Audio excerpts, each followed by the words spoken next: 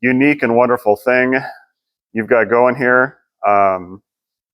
Honestly, there's nothing like it that I know of in the country. So you here in Billings, no, it's true. I mean,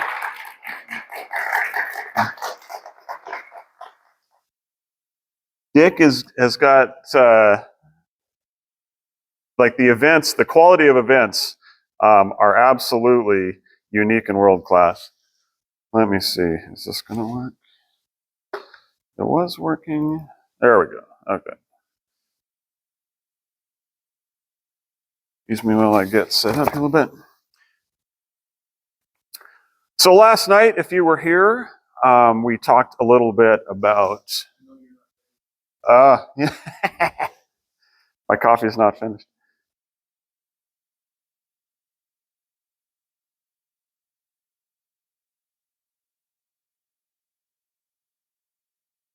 Maybe. There we go. All right, now we're set. We talked a little bit about the basis, the theological basis for the sexual revolution, why Satan hates marriage and the family so much, why he hates the reproductive function of women and motherhood so much, and some of the explicitly satanic attacks that he has taken throughout history, and particularly we focused on the last 500 years since the Enlightenment, which has been the basis for modernism, really. Satan wants to treat us and make us act more like animals, I argued in my first talk, rather than people. That God distinguishes those created in the image of God, us, from the rest of his creation in animal form and animals. And the big lie was, Satan in the garden said, you shall be like God, when in fact we became more like animals.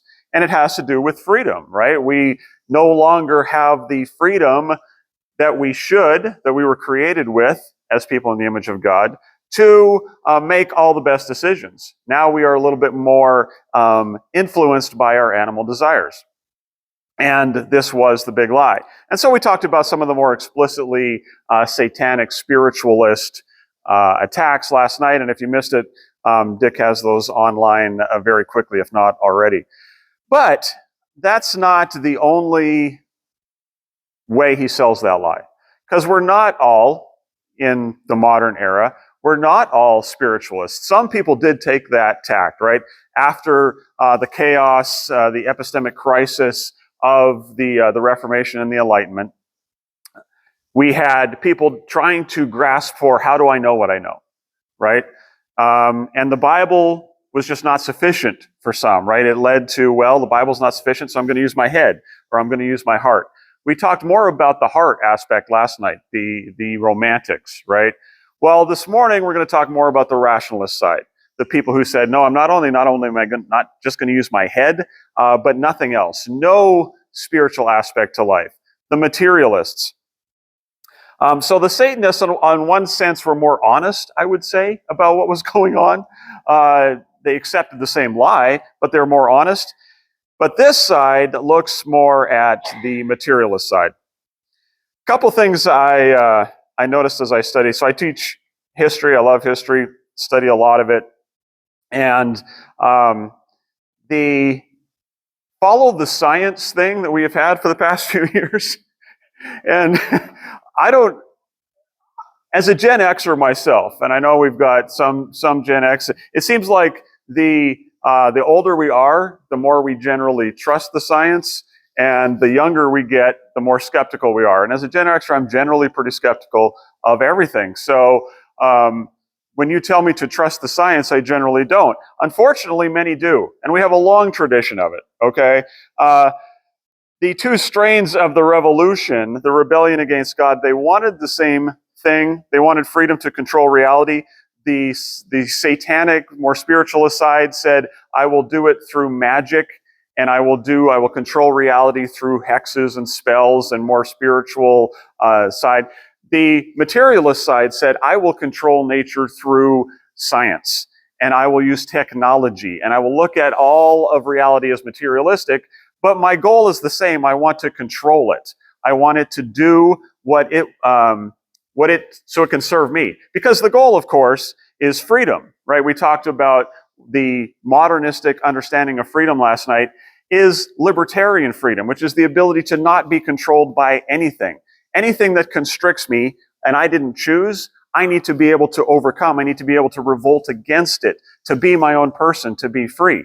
So the magicians say, I'm going to cast a spell, but the materialists say, I will build some sort of tech, or I will figure out how to transform reality to make it do what I want to do. Okay? And so this can be kind of handy for like building dams, hydroelectric power, like controlling matter for our own good. I mean, that's kind of handy. Well, I live in Southern California, and we get powered by all the amazing tech that people built in the early 20th century, right? On the other hand, that mindset can go a little too far. And so America has had plenty of both. We've had plenty. We talked last night about the spiritualists. This morning, we're going to talk more about the materialists and the scientists, and ultimately how they come together. At the end, if I don't, remind me at the end, but if I don't tell you about C.S. Lewis and the abolition of man and his great story called That Hideous Strength, he brings the magicians and the applied scientists together in an amazing fictional story that is perfect for our modern age, because they're after the same thing. To be free to do what I want, to be my own God. So let's start real briefly. We're going to go through this very quickly. Some of this will be familiar ground, but what I want to point out is that the science is not actually usually science. That there's good, like studying and the scientific method. I mean, nothing wrong with that, right? We want to be able to study reality and understand it. On the other hand, the scientists that I'm going to talk about either twist the science and lie about it, or do the science in a very unethical way, shall we say. So let's start with one of the godfathers of this, Charles Darwin. Of course, we're all familiar with evolutionary theory. I'm sure we've talked about it many times here at the forum. He basically gave a plausible mechanism to atheistic naturalism, right? Like, you could have been an atheist before, but this gave you a story to go with it. But it led directly to a whole lot of evil, all right? A whole lot of evil. In that, when you can explicitly, now think about what Darwin said, that when you can explicitly say, not only should we, look at you like animals, but you are an animal. You are nothing more than an animal. There is no spiritual dimension to you. There's no image of God anywhere close. You're just another rutting animal, ultimately, right? He's just very explicit about it. Did he see? He saw a little bit where this was going to go, what it would do to morals, what it would do to our view of the dignity of man. Racism got a lot worse in the world after Darwin's theory, because now we could apply a scientific genetic explanation for why we're oppressing somebody of a different skin color, which before we kind of had to, make some bad theology up about that, make some bad philosophy up. Now we're like, oh no, I mean, the Africans are just genetically inferior or whatever, right? So the eugenics movement gets a big boost after Darwin, because now we have superior races and inferior races. But it's all bogus, right? It's all bogus science. Evolution, macroevolution at least, and of course, you guys know a lot of people from the Discovery Institute. They do a lot of great work on this. But macroevolution is just junk science. There's really no evidence for it. It's not scientific. Maybe microevolution a little bit in some cases. But what Darwin's theory has done to society is completely we don't need to accept any of it. Okay, it's all a big lie. Understanding that gets us a long ways, right? Realize that the whole thing is a house of cards. You're based on one big anti-scientific lie. But Darwin then leads to, and again, we're going to go through this very quickly, but he leads the materialist view of the world, combined with Enlightenment rationalism and trying to figure out, what are people? What is the nature of our relationships? How do we get along? And in the midst of, by the way, a lot of injustice. We talked about the state of society in the mid-19th century. It wasn't great, right? There was a lot of oppression. Like, women were in trouble. There was a lot of, children in factories and this, like, a lot of bad things were happening. But from a materialist worldview, then, it becomes very hard to figure out what to do about that. And the scientific answer is always a lie. Marx and Engels, I mean, it's hard, it's hard to say who's done more, worse to the world. Darwin, Marx and Engels, Freud, we're going to talk about in a second. Like, these guys did so much damage with their theories. But they see the world as an economic battle and the family as a capitalist tool to advance the desires of the powerful. Extremely anti-family because the family is the oppressor, right? They see the world in economic terms, materialist and economic terms, but again, what's the goal? Freedom to do what I want. And the thing that's keeping me from doing what I want is the family structure, so we need to get away from that. French Marxist philosopher Louis Althusser argued that the family is just another element of the ideological state apparatus which is used to socialize the proletariat into capitalist values. He says the family teaches us obedience and gender roles, which are all reflected in the workplace, and we need to get rid of all of those, right? We need to get rid of all of the socialization that happens with the family because it's just pressing capitalism, and capitalism is oppressive, and we need freedom, right? It's all about freedom. We're just adding a scientific gloss to it now. Also, they talk about the family as a unit of consumption. The families are encouraged to keep up with the Joneses. There actually is some validity to this one, by the way.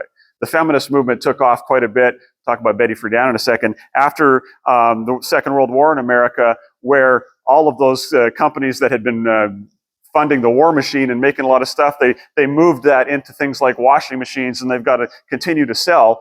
And one of the ways they tried to sell was a big propaganda machine to keep women happy in their kitchen full of appliances, right? And women naturally rebelled against that because, frankly, they should have. I mean, it was a propaganda thing to make money. That was after Marx, but that idea that, are women just a consumer scheme? No. However, again, you can't apply the materialist Marxist philosophy to that. It just leads to the breakdown of the family. So, I mean, communism is a disaster that killed millions and millions. I mean, it's hard to overstate, again, the evil of communism. It's also hard to overstate the evil of this guy. I mean, this guy did unbelievable damage to the world. Sigmund Freud, father of psychoanalysis, his idea, he took Darwinian materialism and the idea that we're all running animals really, really seriously, and posited that, in fact, all of our problems were the result of a repressed sex drive. Now think about it, like, God creates us as human beings so that we can control our impulses, right? We can control our passions. And that man and wife come together to freely give of themselves exclusively to that person, because that's the only place, a married family couple is really the only place that you can fully give in trust and be the image of God. The opposite of that is to be the animal that gives into every sex drive that you have without any self-control. And that's explicitly what Freud wanted. He said all of our problems, all of the social issues we have are because we have repressed our sex drive. And if we could just have more orgasms, to be frank about it, everybody would be fine. The world would get along, and we would have utopia. We would have peace. This is a complete, even in psychoanalysis, he's looked at kind of as a quack now. Unfortunately, right? Like, everybody's Freudian, though, still, just not the counselors. It's quack science. It's absolutely nonsense. Psychoanalysis is just a big con. It's complete garbage science. The idea that we're all driving every single thing that we do based on wanting to have sex with people, basically, right? Well, if this is the case, by the way, he said that if you are, basically the meaning of life is orgasm, and all pathologies are the result of repressed sexual energy, who does that apply to? Because again, think about this is a very dangerous thing that we're going to see come up again and again. If the meaning of life is orgasm and all of our problems are from repressed sexual energy, that has to apply to everyone. Otherwise, think of, like, normally we would have thought the meaning of life is love. And as you grow and mature and learn how to give of yourselves and control your impulses, then you can grow up and get married and live that out. But if the meaning of life is to release your inhibitions, it has to apply to everybody, including children, right? Because otherwise, what? Does the meaning of life start when you reach adolescence? Does the meaning of life start when you're adult? What's the meaning of life for children? That doesn't make any sense. So they had to apply that all the way down to babies. And so Freud actually took a big effort trying to convince everyone that babies are sexual. And we're going to see more and more of that through the 20th century. The disgusting sexualization of children is a direct result of this worldview that says the meaning of life is sex. He says basically we're not living enough like animals. Society has built up religion and institutions to keep us, to oppress us. Remember, we want liberty to keep us from our individual pleasure. Well, Freud, he actually had less. Again, Freudian ideas come to America and take off, more so than Europe. He was kind of dismissed as a nutcase in Europe many times. So we need a little bit more science to support Freud. And along comes our friend Margaret Mead, who offers some cultural anthropology and psychology science to support the theories of Freud. Margaret Mead is still to this day the world's most famous cultural anthropologist. She basically made that realm of science popular. In 1928, she published the book Coming of Age in Samoa, which ostensibly was the story of her going to the Samoan Islands and studying the indigenous cultures there and seeing just how happy they were and how much better they were than the West. Because, she claimed, they just had a lot of sex. Young girls had a lot of sex, and they were just so happy and well-adjusted. And everybody, there was no marriage to say, people just exchanged partners, and it was, like the Oneida community before, a sexual paradise, and everyone was happy. She published it. The culture ate it up. Coming of Age Samoa was an extremely popular book, heralded by the American press as a masterpiece. It became the most popular anthropological work in history. To this day, Margaret Mead, you could have seen her on TV in the early 2000s, right? She was the basis for an entire industry saying that, yeah, kids need to have more sex. I saw a show just the other night where there's still, the parent and the teen comes in. He's like, oh, my girlfriend's staying over tonight. And the parent just like nods, all right, see ya, that's fine, right? And where does that idea come from? Well, kids are going to have sex. We should have sex, right? Unfortunately, it was all bogus. She made it all up. It was a complete lie, the whole story. The Samoans weren't like that. They have a very familial culture. They have very strong sexual ethics. It was a complete sham. And it took until, though, 1983 for it to come through. Derek Freeman wrote a great book debunking Mead. Of course, the press ignored it. But it was a complete sham. It's fake science. It's propaganda. She literally made it up. But she's the woman who has her face on a postage stamp. You can get a Margaret Mead postage stamp. She was Time Woman of the Year. By the way, she was a bisexual who had several liaisons, no rough family background, as they all do, by the way, right?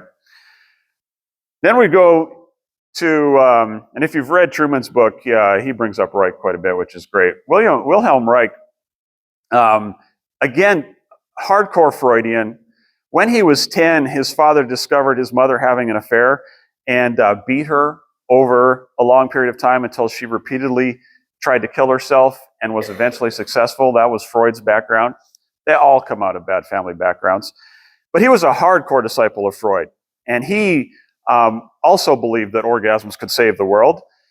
Only he took it to a next level. It's kind of like the prequel Star Wars movies. If you understand Star Wars at all, the prequel movies that came out in the late 90s, terrible, terrible movies. But one thing George Lucas did was try to give a materialist gloss to his Star Wars theology from the 70s and 80s, where you had the Force, there was this living, breathing thing that inhabited all people. And then in the 90s, they come out and say, well, that's midichlorians. That's like these little things, these little material things that are in people. It was a materialist explanation for a spiritual thing. That's kind of what happens with the sexual revolution when you come to the materialist side of it. Because Wilhelm Reich also believed that orgasms would save the world and that repressed energy was the problem. He just literally thought there was energy molecules and things floating around in the air that were sexual. And if you could harness those, not only would you have better orgasms, but you would release energy into the world and bring world peace. Like, he literally thought that scientifically that's what could happen. In fact, he built what he called an orgone box, which was just, some of them are about that size, if you feel like 4 walls like that, and put a box. He would sell them to people. They would get in, and the idea was that you'd have better orgasms in this box, and that in doing so, you would release energy into the world to literally bring world peace. So this is another one of those where he ran into trouble in Europe, and he brought his ideas to America and started, like the snake oil salesman of before, post-World War II, started traveling America selling orgone boxes and became very famous at it. Okay, he was a very popular guy, especially among like the Beat generation. If you've read Jack Kerouac's On the Road, which probably most of your high schoolers still have to read in high school, absolutely terrible book about Jack Kerouac traveling around on road trips in the 50s just to have random sex with people. But the orgone box pops up there because that friend, so you had like William Burroughs, the poet, all those guys in the 50s, the Beat generation, they thought that Wilhelm Reich was the only philosopher worth listening to. They absolutely had orgone boxes. If you go down to Monterey in that area, which is where they set up some of their Beat poetry, and Burroughs was there, you can to this day go and see an orgone box sitting there. Absolutely nonsense science. The FDA eventually arrested him and made him chop up his orgone boxes for false advertising. The FDA's a lot of sham stuff too, but in this they were actually like trying to protect consumers. And so, but check this out. So they made Reich chop up his orgone boxes with axes, which he did, but then he actually, and an offensive that is, he laid an American flag over it and said, you are keeping me from my liberty. He put the whole revolution thing, that we need to be free. He was one of the few books that got burned, but it was a very famous book. His book, The Mass Psychology of Fascism, we'll talk about it a little bit later, actually maybe in the next talk. But he was a major influence and majorly popular with that 60s generation. The student revolutionaries in 1968 threw copies of The Mass Psychology of Fascism against, and they hurled the books and said, read Reich and act accordingly was their slogan to some of those student protesters. Absolute hero of the Bohemian set. In fact, Time magazine, let's just show you how influential. This was the cover of Time, January 24th, 1963. And this was one quote from the article. For now, it sometimes seems that all America is one big orgone box. With today's model, it's no longer necessary to sit in cramped quarters for a specific time. Improved and enlarged to encompass the continent, the big machine works on its subjects continuously day and night. From innumerable screens and stages, posters and pages, it flashes the larger-than-life images of sex. From countless racks and shelves, it pushes the books, which a few years ago were considered pornography. From myriad loudspeakers, it broadcasts the words and rhythms of pop music erotica, and constantly over the intellectual muzak comes the message that sex will save you and libido will set you free. This is exactly what we've been saying all week. Time understood it. They had better editors back then. They actually, this is 1963, and they had a pretty accurate view of what was happening. So times that by 1,000,000, and we got where we are today. But in 63, they saw it. They're like, all of America has become one big orgasm accumulator. Like, what are we doing here? Just to give you a snapshot. All right, we got to back up a few years to another fake science propaganda person, Margaret Sanger, major force in the early 20th century, also major Freudian. She too believed that sexual energy would save the world. She absolutely subscribed to it. Absolutely terrible person in general. Had multiple affairs, abandoned her children that she had, romped around Europe and America, having as much sex as possible. She's also the world's premier advocate for birth control. She thought that this was the key because, of course, as we talked about with the Oneida community, free sex provides babies, and there's got to be some way to stop that. You have to be able to fight against a female body if you're going to pull this off. And so the body becomes the next stage of our revolution movement, where somehow I have to overcome it. How am I going to do that? I'm going to use science. And so eventually, Margaret Sanger works with guys like Gregory Pincus and a few others to synthetically develop hormones that will stop women from getting pregnant. Also, by the way, at the same time, they did the world's first sex change operation and gave cross-sex hormones, same thing, synthetic hormones, to a soldier, which was a kind of a famous thing back, kind of a one-off. But notice the same thing is happening. You are giving cross-sex hormones to stop the body's natural function. The birth control pill and contraception in general, especially through Sanger's view, is the very clear precursor to the transgender phenomenon. We'll emphasize that a little bit more next talk. But what she is doing is scientifically trying to defeat nature. The war against reality is definitely a war against the woman's body. But it's also a lot of really bad science and a lot of fake propaganda. So when they were testing these synthetic pills, they didn't want to do it in America in case there was bad press. They sent a bunch of the drugs down to Puerto Rico and ended up killing a whole bunch of women because they were trying to figure out the testing, how much can women handle. And so dozens of women were killed, many more, all sorts of cancers come. In fact, there was in 1960, I want to say 8 or 9, Barbara Seaman wrote The Doctor's Case Against the Pill and was very influential in trying to get it regulated a bit more. I would argue that the pill is all bad science. And I know that this is another one of those issues where I'll just be frank, Protestants see it as a Catholic thing. It shouldn't be a Catholic thing. Up until 1930, Dick mentioned this yesterday, up until 1930, this was the one topic on which all Christians of all denominations absolutely agreed. Like all the reformers, every Protestant sect, they all agreed that contraception was a grave evil because it defeats women's natural function and motherhood, and that as such we should not do that. Margaret Sanger actually got in, I'll say she got in bed metaphorically, probably sometimes literally, with several preachers in the country, and they would have like a sermon contest to see who could preach the best pro-contraception pill. They'd have national contests. And she got a few of the more left-leaning pastors in the country.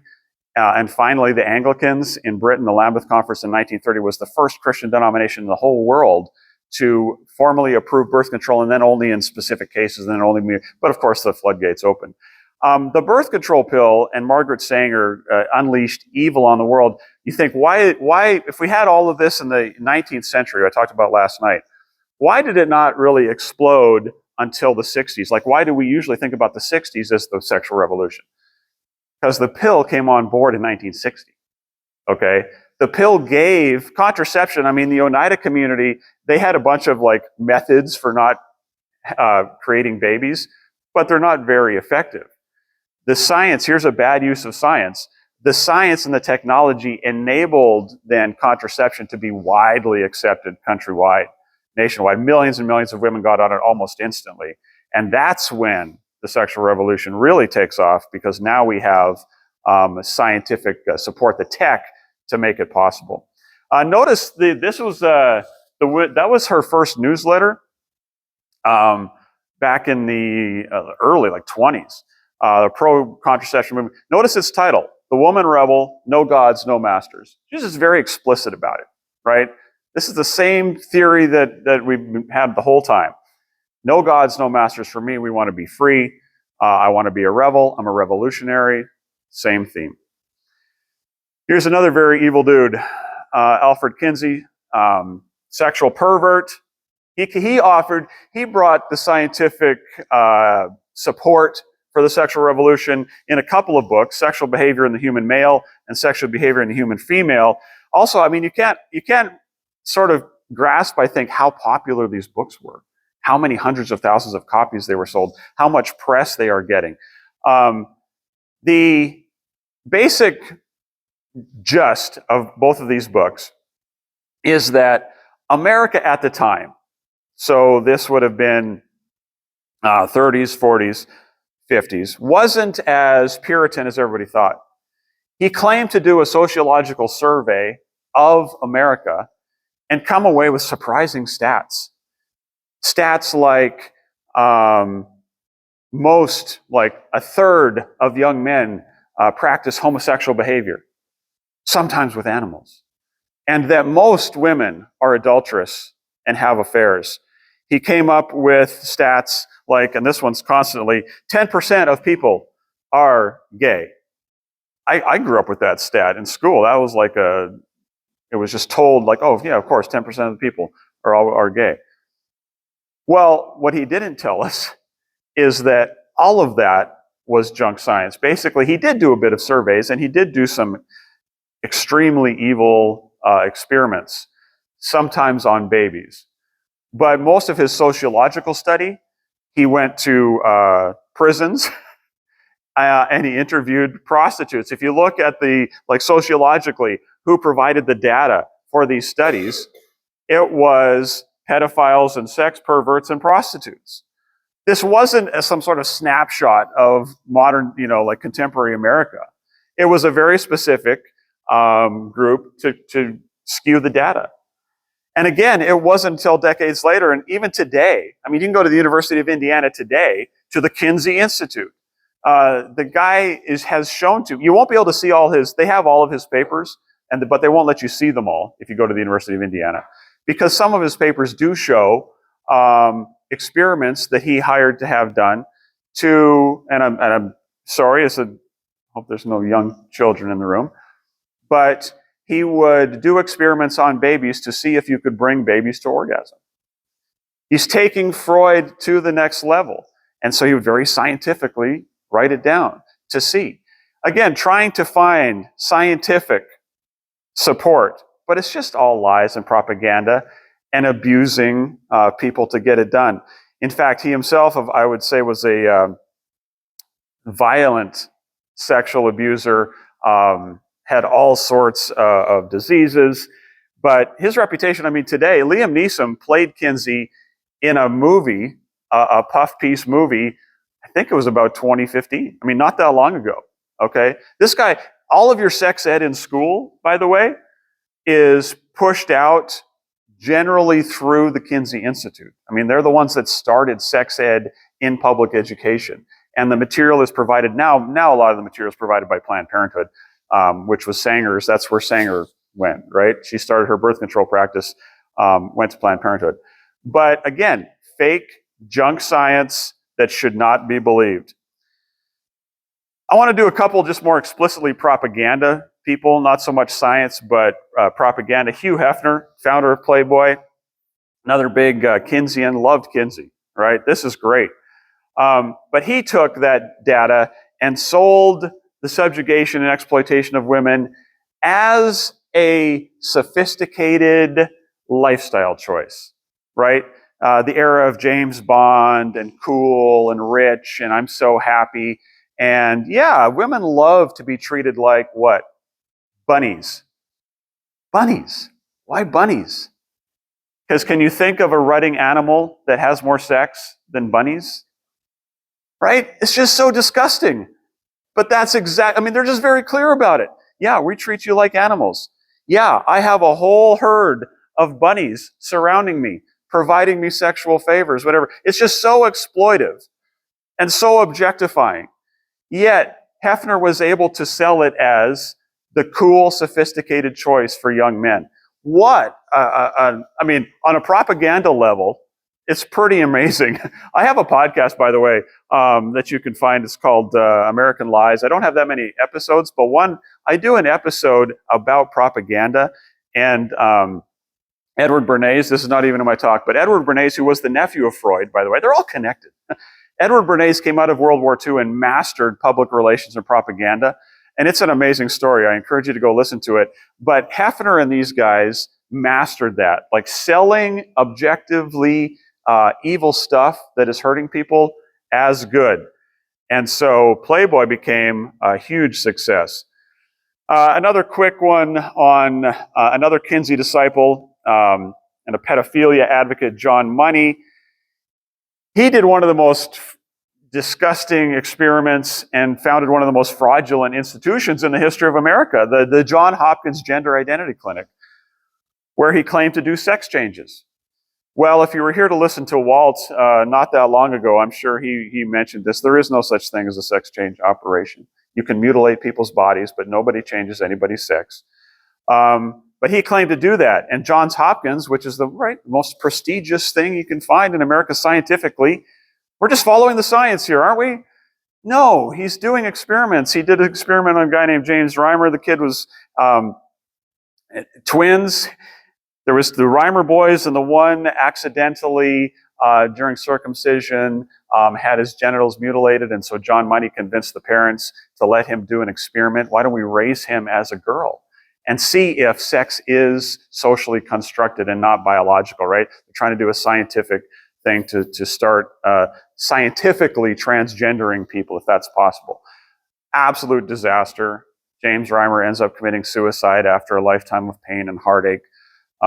Yet, the Johns Hopkins Institute, it actually shut down doing sex change operations for a while, but then it has started back up more recently with the new explosion of transgender.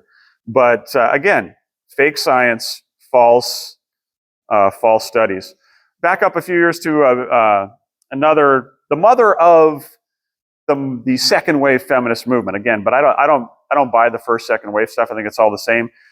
But Betty Friedan offered a scientific sociological explanation for why women should not focus on getting married and raising children. Because, she says, when you do that, you just get bored and depressed. And she based that theory on a study she did of housewives in America. She said, I went out there, I talked to them, and they have a problem. It's a problem with no name. But I think what it is, and then she wrote The Feminine Mystique to describe what it was, and she says, basically, they're not out making their own money. They're not out having the jobs that men do. They don't have the power that men do. That's the problem. They're home with their kids. So they should be out making money. And if they would, that would give them happiness. But what she didn't really explain was her study was based on her talking to a couple of her friends that she went to school with at Smith College. So highly educated, older women who, by the way, had already raised their kids and were out of the house and were now sitting at home in their post-World War II consumerist, boring life, admittedly, okay? But that does not prove that women should not get married or have kids and go make money, right? This is a couple of her highly educated working women, by the way, who said, oh yeah, I think I am bored when I'm at home. There's nothing to do there, right? Complete nonsense, complete fake science. But The Feminine Mystique was a cultural turning point. I mean, a massive, massive book. She ended up founding the National Organization for Women. Major push in 19, like the whole feminist movement of 68, where you see women burning their bras, and that gets into the abortion movement and that whole thing. Friedan is right there. She's the one you'll see on the front lines of all those pickets for those pictures from 68 to 69 and throughout. But again, it's all based on a lie. Friedan had a strongly Marxist background. David Horowitz, I think it was, wrote a good book about Friedan not a while back. A strongly Marxist, politically driven worldview that she tries to support sociologically. Along with, here's this guy, Larry Lader. So initially Friedan was a little apprehensive about the whole abortion thing, but later convinced Friedan that she needed the National Organization for Women to be pro-abortion. So how did he do that? Well, he wrote a book literally called Abortion, which was considered the scientific, sociological book to support this abhorrent practice. In fact, Roe versus Wade quotes it 8 times to support their decision. Like, well, Lader did the research. He looked at it. It purports to show the history of abortion and the current state of abortion in America at the time. So, for example, he says, oh, there's 100,000 abortions that happen back alley, like coat hanger abortions every year in this country. Well, what came out later? is that he did this with his friend and partner. Let me catch up on my notes here. Freestyling way too much. You shouldn't do that. Bernard Nathanson, who later repented after doing tens of thousands of abortions and became a Christian and wrote a great book about it. And Nathanson admitted, we made all that up. There was no stats. There was no numbers. There was maybe 300. We said 100,000. You just made up numbers out of thin air. The history of abortion that they wrote in Abortion, absolutely bogus. Oh, there was so much abortion in the Middle Ages and the Catholic Church was doing it. No, it was all made up, okay? Yet this is how we got Roe versus Wade because, we just got to follow the science. No, they're lies, okay? It's complete garbage. Nathanson's book is good on this. There was so much bad science happening during this time. Paul Ehrlich, same time, 1968, publishes The Population Bomb, based on the bad science of a guy named Malthus from back in the 1800s, who looked around and said, food, if we don't have enough food, people will die. And so as population goes up, we're going to have less food. And then what's going to happen? So there must be like a very, a balance between food and numbers. And if we go too high on the numbers, we'll have mass starvation and everyone will die, right? That was Malthus's scientific theory. Complete nonsense, okay? You guys are ranchers and farmers, I can tell from some of you. You guys know how farming works. Technology advances, and you can get a lot more food out of ground much more today than you used to. Just because the population goes higher does not mean that the food supply goes down. We just make more food. We're smart people. Malthus had no concept of that. Yet, Paul Ehrlich, based on bogus 19th century science, publishes The Population Bomb in 1968 saying, we're all going to die. The population is getting too big. We need to eradicate some. We need to stop it. That fear of overpopulation to this day motivates people like Bill Gates. Right? It's an unbelievably bad science, yet we are sterilizing populations around the world. Like one of Bill Gates' big things is to go sterilize all the moms in Africa. Unbelievably racist, ridiculous, bad science to try and stop one of the few, frankly, cultures that's above the current. Do you realize in America we no longer are reproducing enough to keep the population where it is? Most of the populations in the world now are on the edge of demographic collapse. China, Japan's in huge trouble. Europe's gone. America has now reached, for a long time, we stayed up, but now in 50, 100 years, the population is going to be way lower than it is, unless cultures like Africa and India continue to have kids. Unfortunately, America, through organizations like Gates, the Gates Foundation, is over there tying, and this is how they use their money, by the way, tying their financial aid. So they'll go into a country. They'll go into an African country. They'll go to the government. They'll say, hey, you could use some infrastructure. You could use some money for roads or whatever it is, hospitals. And the government's like, yeah, we could use some money. Who doesn't want money, right? But here's what you have to do. You have to make sure that everyone is getting the birth control pill or sterilized. It has to be in your schools. We have to be pushing this on your kids. African culture is very not that, right? African culture, they love mothers and they love having kids, and the culture doesn't want it. But the government officials, and again, this is always, I'm going to mention this more later, this is always a top-down movement. This is never a grassroots movement. It's always rich ideologues pushing it on the rest of the people, okay? This whole trans thing, complete rich ideologues pushing it on the rest of us. The little people pay the price. Well, Paul Ehrlich's pseudo-scientific nonsense about the population bomb, which has been debunked again and again, is still to this day causing all sorts of problems. Another propagandist of the time, a lot of these I talk about, not a lot of them, but Helen Gurley Brown, and I'll just put a quick plug in. Helen Gurley Brown and Betty Friedan take a big portion of this film, Unprotected, and the propaganda that they do. She was a secretary for a long time who married into, in LA, she married a movie producer, a guy who had money, and he convinced her to write a little book called Sex and the Single Girl, which claimed to purport just how much fun it was to be a woman who was promiscuous, and how much of a drag it would be to get married and settle down and not be able to be literally a sex object. Sex and the Single Girl sold millions and millions of copies the moment it was released. It was quickly made into a film. Cary Grant became a major cultural milestone in the early 1960s. The sexual objectification of women became the thing to want. She literally said, Helen Gurley Brown, like, what do you want to be? I want to be a sex object. If somebody doesn't look at me as a sex object, I have failed for the day. So she taught young girls how to pretty themselves up so that the boss might flirt with you. She taught young girls how to manipulate husbands and get them away from their wives. This girl, through Sex and the City, of course, is the more recent iteration of this on HBO, based on the 1960s version of Sex and the Single Girl. There's even a later version now. There's a new Sex and the City out. This is all based on Helen Gurley Brown's complete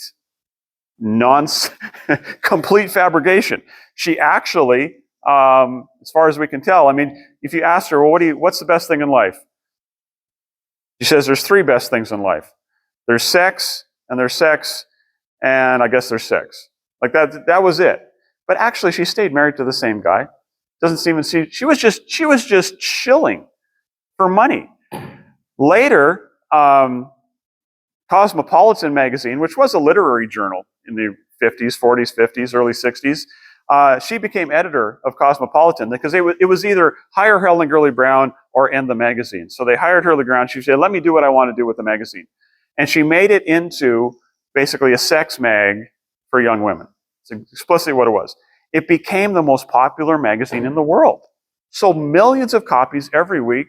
By far the highest selling magazine on the planet. Completely devoted to making sex objects of women. Nothing else. So they would tell stories about how great it was.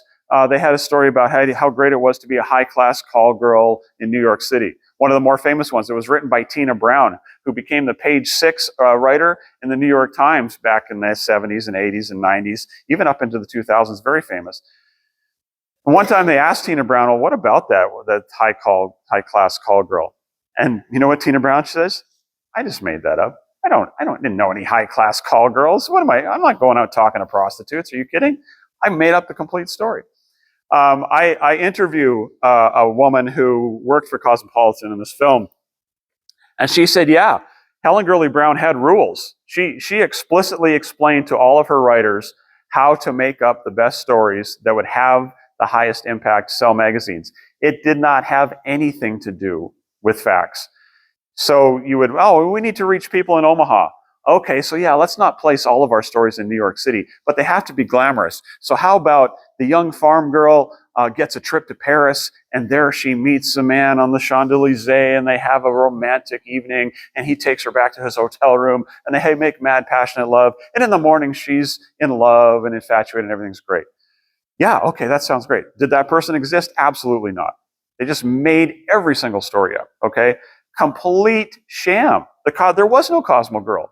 Yet, that today is basically the template for every Instagram post that young girls make. This makes me happy. Every girl looking at Cosmo said, yeah, this is the high life, right? I don't want to be home raising kids. That's boring. I want to go sell my body and have a romantic relationship. Complete lie, propaganda. The propaganda continues. I mean, it just continues throughout. I threw a couple of these. This is just from decades. Pleasantville was a movie back in the, I think, 90s. Pretty interesting film, actually. I like the way it's made, but completely demonic. The premise, anybody seen Pleasantville? Okay. The premise is that two young kids in contemporary times, but with a rough upbringing, not even so much, but they get pulled back into, the guy likes watching 50s black and white, like Leave It to Beaver type shows, right? They get pulled into that black and white world through the TV.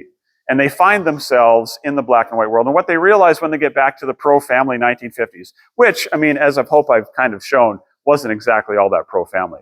That also was a bit of propaganda. But they get back into the pro-family, black and white 50s, and it's just, everybody's just so hypocritical and terrible, and life is not at all like it's shown on TV. And these people are just miserable with their restrictive family values, and what they need to do is just have a little bit more promiscuous sex. And so the girl who, Reese Witherspoon there, when she was a youngster, she's probably still a teenager when she did this, she goes and seduces one of the high school kids. And when she does, she gets him in the back seat of the convertible, as you would in the 50s, and she seduces him and has sex, and they turn into color. And so, as the various characters fulfill their animalistic desires, they turn from black and white into color. Pretty unique, like allegorical piece of propaganda, really. It's also exactly the opposite of the truth, right? Like, no, you are not happy having sex in the backseat of the car. You wake up the next day feeling miserable and used. I talked to a young girl who we don't actually show her face in the film, but she explains very clearly what college hookup culture is like. Okay, she lived it. And she didn't want to show her film because she didn't want her dad to know what it was all like when he sent her off to school.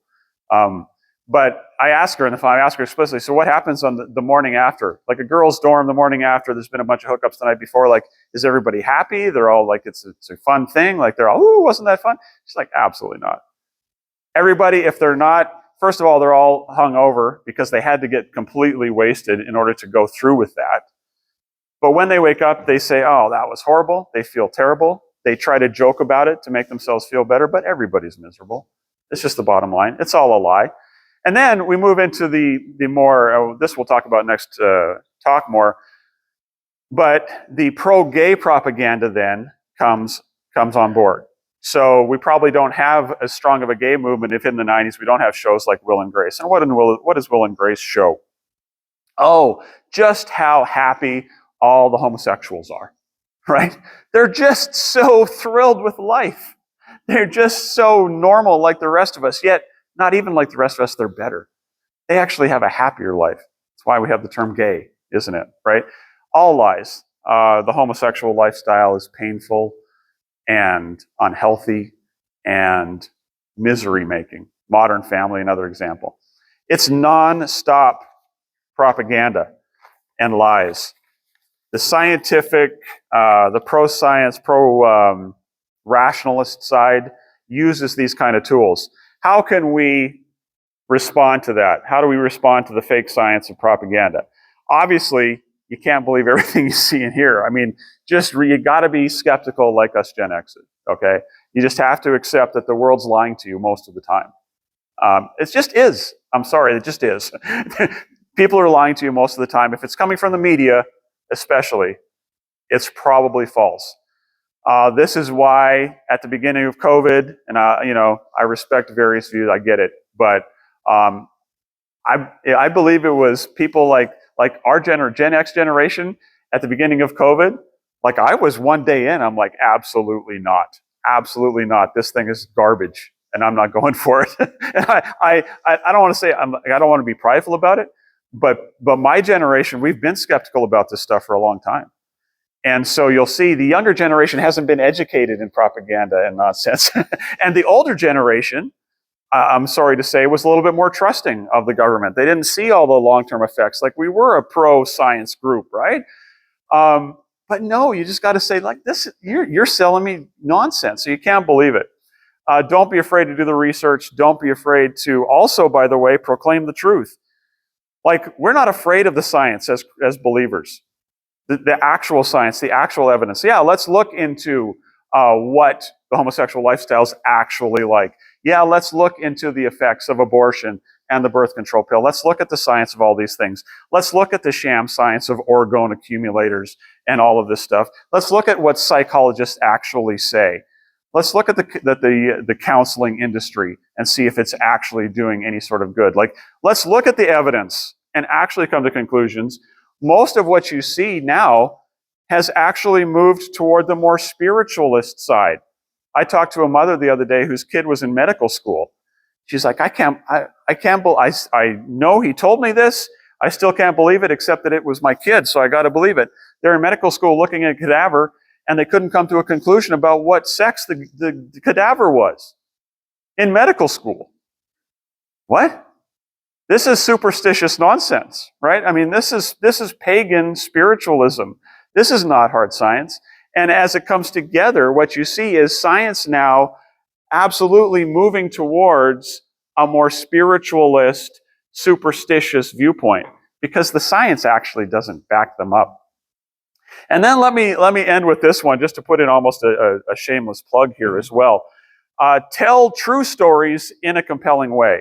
One of the reasons that the satanic attack on the family has had such success is that they know how to tell the stories. Like Cosmopolitan and all these films and all these movies. I mean, I actually watch almost exclusively older television now with my kids, because there's not a gay character every other second. Today, you can't watch one television show without a fake gay character. And it's all lies. You guys, if you know, study what happens in gay culture. Study a lifestyle of a kid who goes in the Midwest off to San Francisco to live in the Castro district. It's misery. It's disease. It's drug addiction. It's nasty. It kills people. Those are the stories actually we need to tell. People don't want to listen, but we can do it. And I think we can do it in a creative way. We have the best stories. We have the proper stories. We just need to be able to tell them and not be afraid to tell them. And not even just the bad stories, but the good ones. I mean, that's the reason I do films. One, people watch films, but if you watch my documentaries, they're very story-based. It's not like lecture-based. It's just one story after another, and they all come together into one big story. We should be able to do that. I would argue not even with documentaries, though, but we got to be producing actual narrative stories. And we're doing this a little bit better. But I will say, as a filmmaker, it's tough to find money to do it. So if you find someone, like myself, just off the time, who's out there trying to make film, I put this one up there. This is a project that I'm trying to get going, called Libertyville. Why did I call it Libertyville? Because it's a free, right? That goes with the whole theme of the weekend here. It's a town called Libertyville where theoretically people get to go and, like America, live out your every whim and desire, right? But what does that actually look like? And the story concept I have now actually puts it sort of in a concept of a modern-day Sodom and Gomorrah concept, where the volcano you see in the back is going to erupt and end it, and what are we going to do with that? And it's sort of, I don't know if you... I haven't seen all of Yellowstone, but I feel like it's sort of in that style, where you've got multiple generations and multiple stories. But here's the thing. It tells the truth about each of these lives. So the teenager who's selling OnlyFans videos in my story is not going to be a bastion of happiness, right? We will get to see just how hard and painful that life is. So I would encourage us to support those kind of projects, and I'm glad to talk to any of you about that if you want. So don't believe the lies, tell good stories, and in the next talk we'll get to a little bit more about practically some other tips for what we can do. Let us take a break. Hold on.